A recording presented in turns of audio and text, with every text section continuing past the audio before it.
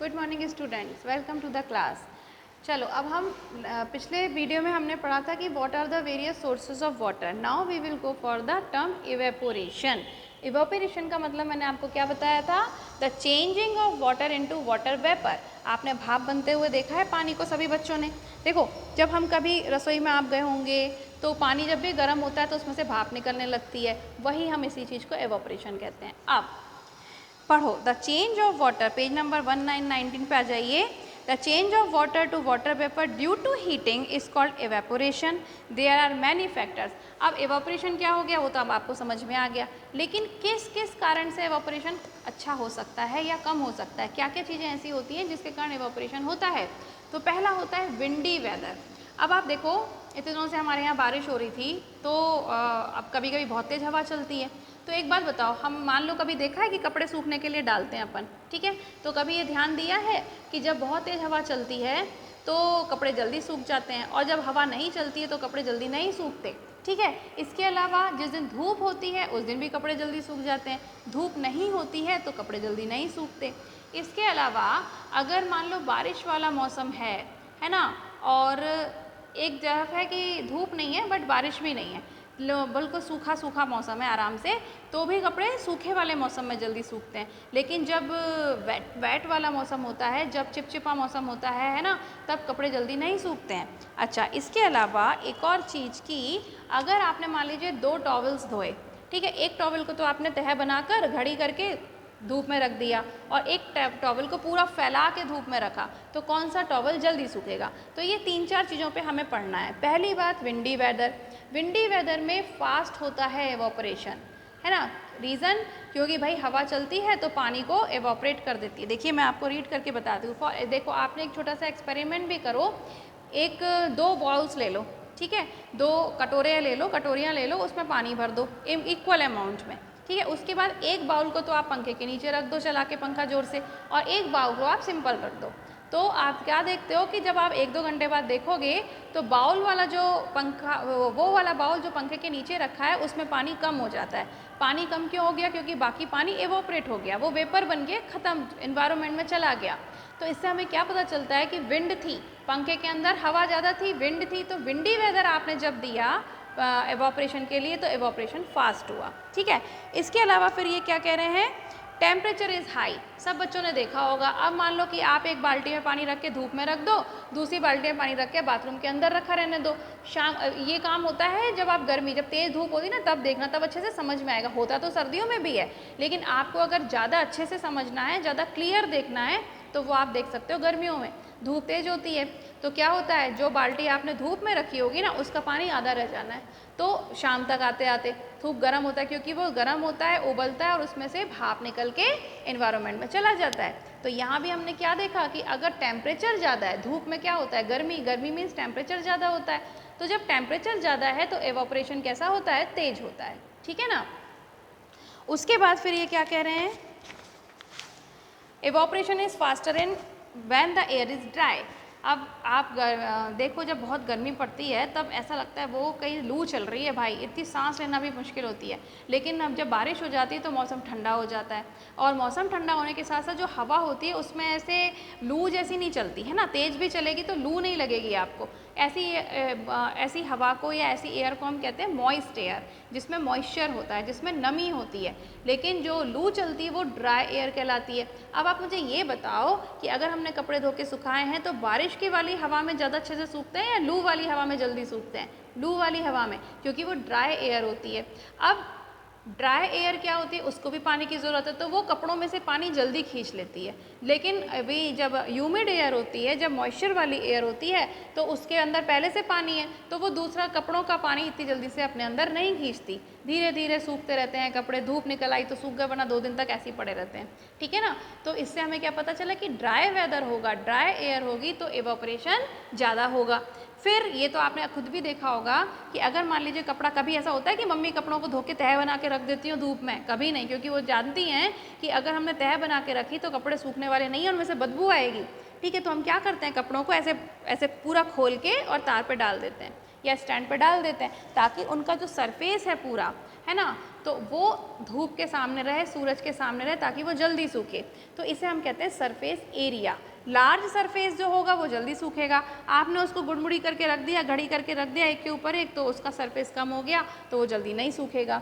ठीक है ना। तो ये सारी चीज़ें होती हैं जो एवापोरेशन को अफेक्ट करती हैं। ठीक है।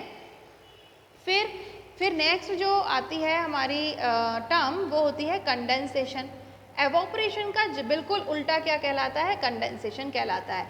इसमें हमने क्या किया था? वाटर से वाटर वेपर बना था इसमें, है ना। और इसमें क्या हुआ था? हीटिंग हुई थी, तो हम क्या लिख देंगे इसको? हीटिंग। लेकिन इसके अंदर जो होता है वो होता है वाटर वेपर से वापस वाटर बनना। और इसमें हमें क्या करना पड़ेगा? कूलिंग करनी पड़ेगी। तो ये भी आपने कभी देखा होगा। मान लीजिए कभी आप कोई बाउल के अंदर पानी गर्म करते हो, ठीक है, तो और आप उसके ऊपर ढक्कन लगा देते हो या कोई प्लेट रख देते हो, तो क्या देखते हो कि जो पानी, जैसे मान लो यहाँ पर बाउल है तो पानी भाप बन के यहाँ जाता है, और ये प्लेट लगा दी है तो इस प्लेट पे पूरी बूंदें आ जाती हैं, पूरा पानी आ जाता है। फिर आप ऐसे करके देखो तो पानी टपकेगा। इसे हम कहते हैं कंडेंसेशन। क्योंकि जब पानी आपने मान लो यहाँ पे बाउल रखा है, इसमें से पानी गर्म हो रहा है, भाप बन रही है, तो भाप यहाँ जाके ठंडी हो जाएगी, और ठंडी हो जाएगी तो वो वापस वाटर बन जाएगी। इसे हम कहते हैं condensation. The change of water vapour into water bye cooling. तो वाटर वेपर जब ठंडी होके वापस से वाटर बन जाती है तो उसे हम कंडेंसेशन कहते हैं। अब कंडेंसेशन हमने एक एग्जांपल तो मैंने आपको दे दिया कि जब आप पानी कभी गर्म करते हो और उसको ठंडा होकर वो ऊपर यहाँ जम जाती है प्लेट के ऊपर, तो हम उसे कंडेंसेशन कहेंगे। लेकिन नेचर में कभी आपने देखा है कंडेंसेशन? तो देखो, जो भी फॉग होता है, फॉग मतलब जब धुंध होती है ना सर्दियों में, है ना, उसके अलावा ड्यू होती है, ये बर्फ़ जमी रहती है, ये सारी जो चीज़ें होती हैं वो कंडेंसेशन का एग्जाम्पल है। अब कैसे देखते हैं। ड्यू क्या होता है? आपने कभी देखा होगा, ओस जिसको कहते हैं, सर्दियों के दिनों में स्पेशली अपन कभी पार्क में जाओ या अपने घर के गार्डन में जाओ नंगे पाँव, तो पाँव गीले हो जाते हैं। क्यों? क्योंकि रात भर क्या हुआ, बहुत ठंडा रहा था। अब वहाँ पर जो घास थी, वहाँ की जो स्टोन्स थे, छोटे मोटे जो भी पत्थर कंकड़, वो सब बहुत ठंडे हो गए। ठीक है। फिर क्या हुआ देखिए, वाटर वेपर जो थी, अब जो वाटर वेपर तो हमेशा ही होती है एनवायरनमेंट में, जब आप बड़े हो जाओगे तब पढ़ोगे कि आपके जो एनवायरनमेंट है, आपके चारों तरफ जो सराउंडिंग्स हैं, उनमें थोड़ी वाटर वेपर हमेशा होती है। ठीक है, बिल्कुल ड्राई वाले में कम होती है, वैसे होती है, अभी भी है, इस मौसम में भी है। तो क्या होता है, वो वाटर वेपर कहाँ जाएगी? नीचे जाकर वो ठंडे ठंडे घास पर, ठंडे ठंडे कंकड़ पत्थर पर जब टच होती है तो वहाँ पे जम जाती है। क्योंकि वाटर पेपर जब कूल करेगी तो वो जम जाएगी और वो मतलब वाटर बनेगी, और वाटर और ठंडा हो जाएगा तो वो बर्फ़ बन जाएगा। ठीक है। तो बर्फ़ ना भी बनती है, लेकिन वो पानी की छोटी छोटी जो बूंदें होती हैं, तो क्या हुआ, जब वाटर वेपर थी उसने ठंडे ठंडे घास को छुआ, ठंडे ठंडे पत्थरों पे गिरी, तो वो क्या बन जाएगी? वाटर। और इसीलिए आपको छोटी छोटी ड्रॉपलेट्स दिखाई देती हैं पानी की। जब सूरज की रोशनी पड़ती है तो ऐसा लगता है जैसे घास में मोती लगा रखे हैं किसी ने, कलरफुल, है ना, या डायमंड्स लगे हुए हैं, लेकिन वो एक्चुअली पानी होता है। और जब आप जाते हो तो आपका पाँव, आपके शूज़ वहाँ पे गीले हो जाते हैं। तो due is the first example of condensation in the nature. Second होती है स्नो। स्नो आपने देखी है, स्नो बर्फ़ जमती है घरों में, मतलब जगहों पर, जगह हिल स्टेशन वगैरह होते हैं। अब क्या होता है, इसमें क्या होता है, जो वाटर वेपर होती है वो हवा के अंदर ही फ्रीज़ हो जाती है। मतलब वाटर वेपर पूरे एनवायरनमेंट में है, अब इतनी ठंड पड़ रही है तो हवा ठंडी हो गई, हवा ठंडी हो गई तो वाटर वेपर क्या हो गई? फ्रीज़ हो गई। हद से ज़्यादा ठंडी होती है जब हवा, तभी तो फ्रीजिंग होती है। सर्दियों में भी जब खतरनाक वाली सर्दी पड़ती है जहाँ पर, वहाँ पर बर्फ़ जमती है। अपने राजस्थान में बर्फ़ थोड़ी ना गिरती है, क्योंकि यहाँ पे सर्दी है बट इतनी नहीं है। लेकिन आप शिमला चले जाओ, हिमालय के पास चले जाओ या कश्मीर चले जाओ, वहाँ पे स्नोफॉल होता है। तो क्या होता है, जो इन्वायरमेंट में जो वाटर वेपर थी उसको ठंडी ठंडी एयर मिली, और इतनी ठंडी एयर मिली कि वो पानी में तो क्या, पूरे आइस में ही चेंज हो गया, और वहीं फिर बरसती दिखती है अपने को। एक्चुअली वो क्या होती है? वाटर वेपर होती है। ठीक है। तो वही हमको दिखता है, स्नोफॉल हो रहा है, बर्फ़ जम रही है। फिर आता है फॉग। अब ये फॉग क्या होता है? तो ये कह रहे हैं कि भाई जो डस्ट पार्टिकल, अब आपको ये भी पता है कि हमारे चारों तरफ डस्ट पार्टिकल्स हमेशा, अभी मैं सोच रही हूँ मैं इस कमरे में बिल्कुल साफ़ सुथरी बैठी हूँ, यहाँ पे कोई डस्ट नहीं है। भाई डस्ट हर वक्त थोड़ी थोड़ी अपने आसपास होती है, पर इतनी कम होती है कि अपने को ज़्यादा पता नहीं चलता। अब क्या हुआ, ठंड का मौसम आया, डस्ट पार्टिकल्स भी ठंडे हो गए, इसमें भी तो पार्टिकल्स हैं, छोटे छोटे कण हैं मिट्टी के, तो वो ठंडे हो गए। अब जब वाटर वेपर इन ठंडे डस्ट पार्टिकल्स पर आकर रुकी, उससे टकराई, तो वो क्या बन जाती है, फॉग बन जाती है। क्योंकि डस्ट पार्टिकल्स बहुत छोटे होते हैं, हमें दिखते भी नहीं हैं, हमें ऐसा लगता है कि हम तो नीट एंड क्लीन कमरे में खड़े हैं। तो फिर क्या होता है, वो जो डस्ट पार्टिकल ठंडा था, अब ठंडे जब डस्ट पार्टिकल्स पर वो वाटर वेपर आई, तो वाटर वेपर की क्या हो गई, कूलिंग हो गई, और वो किस में चेंज हो गई, वाटर में चेंज हो गई। आप बोलोगे कि मैडम पानी थोड़ी ना, वो तो धुआं धुआं जैसा दिखता है, ऐसे बादल हो गया, तो बादल भी तो पानी ही है। जब आप बड़े हो जाओगे, आपने पढ़ा होगा वाटर साइकिल में, तब हमें ये भी तो पता है कि बादल क्या होते हैं, पानी का ही कलेक्शन होते हैं। तो वही जो ऊपर जैसे बादल हमारे चारों तरफ दिखते हैं। और अब जाओगे दिल्ली विल्ली जाओ, कभी इतनी ठंड पड़ती है, शिमला जाओ इतनी ठंड पड़ती है कि ऐसा लगता है कि हम बादलों में ही घूम रहे हैं, इतना अच्छा लगता है। जैसे शिमला वगैरह में तो स्नोफॉल ही चालू हो जाता है, लेकिन दिल्ली तक का मैं बता सकती हूँ, दिल्ली में इतनी सर्दी होती है और वहाँ पे डस्ट पार्टिकल्स भी होंगे, तो भाई फॉग इतना ज़्यादा होता है कि हमें ऐसा लगता है जैसे हम आसमान में घूम रहे हैं, बादलों में घूम रहे हैं। ऐसे पाँव रखने में डर लगता है कि पता नहीं ज़मीन है कि नहीं है, इतना भी नहीं दिखाई देता।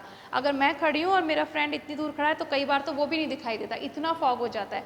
तो आपको समझ में आ गया, ड्यू, स्नो और फॉग ये सब कैसे होते हैं, कंडेंसेशन के कारण होते हैं। कंडेंसेशन मतलब वाटर वेपर कूलिंग करने पर वापस से वाटर बन जाता है, और ज़्यादा कूलिंग हो जाती है तो आइस बन जाता है, ठीक है। तो this is known as condensation. तो इस चैप्टर में मैंने आपको एवापोरेशन पढ़ाया, कंडेंसेशन पढ़ाया और सोर्सेज ऑफ वाटर पढ़ाए। अब सब बच्चों का काम ये है कि इसको वापस से रीड करना, कोई प्रॉब्लम आती है कॉल करना, और इसके अलावा जो इसकी एक्सरसाइजेज हैं, PDF है, वो आपको मिल ही जाएगी, ठीक है। तो सब बच्चे अपना ख्याल रखो, पढ़ो, और अब हम अगले चैप्टर पढ़ेंगे वीडियो में। तब तक के लिए bye bye, have a very good day all of you.